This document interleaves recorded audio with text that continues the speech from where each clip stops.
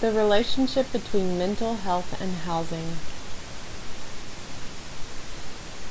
The link provided is background information pertaining to racial inequalities in housing, specifically FHA and redlining, which revolutionized home ownership and continues to maintain racial segregation.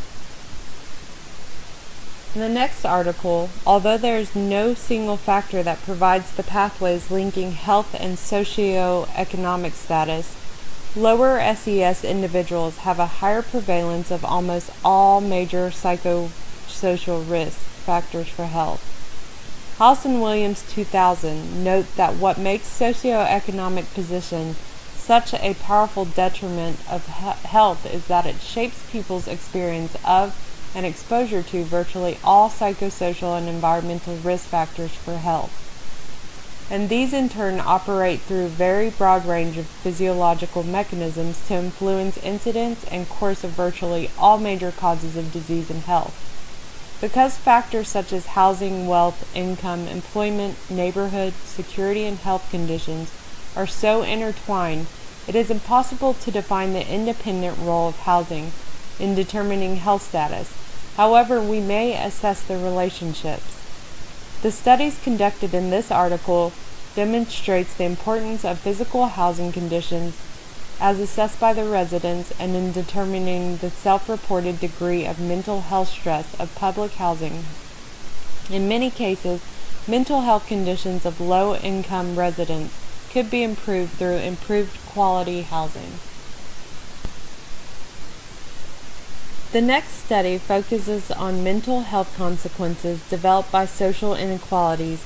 Measurements include the home, the physical housing conditions, the physical environment, and social environment of the neighborhood.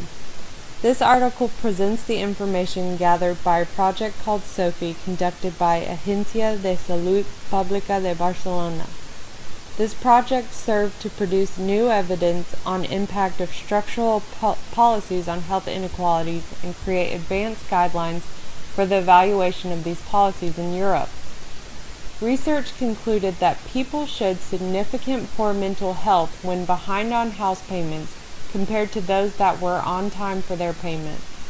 Mental health also decreased as they compared those recently evicted to two other groups.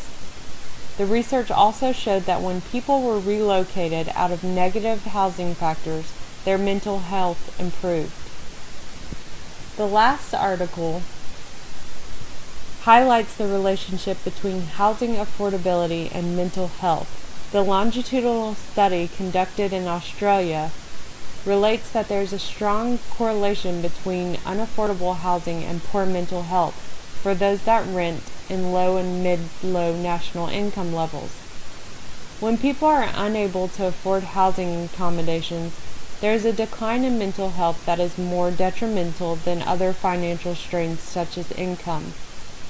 The study determined that the lack of investment in asset building negatively affected renters that were unable to afford housing costs in relation to homeowners facing similar financial hardship because of the psychological benefits of home ownership, stability, and investment.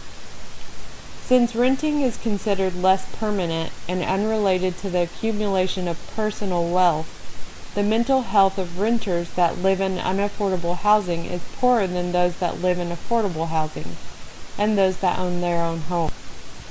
This is a helpful source when determining the impact of unaffordable housing costs on mental health for low-income individuals, particularly for those that rent.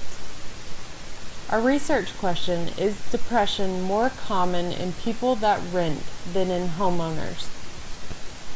We developed our hypothesis based on information provided by the introduction articles. All of the articles support that households are more likely to stress because of housing payments when renting. Increased stress may lead into depression, formulating our hypothesis that adults that rent are more likely to experience depression than adults that own their own homes. Our research methods include data sourced from a National Health Interview Survey from 2015. Our study population were adults ages 18 through 65. We chose to exclude adults over the age of 65 because that is the age in which most people retire, which could impact the levels of depression. The study measures include exposure variables, home ownership status of adults, whether they own or rent, outcome of variables, depression status of adults, in this case the level of depression, which includes none, a little, a lot, between a little and a lot.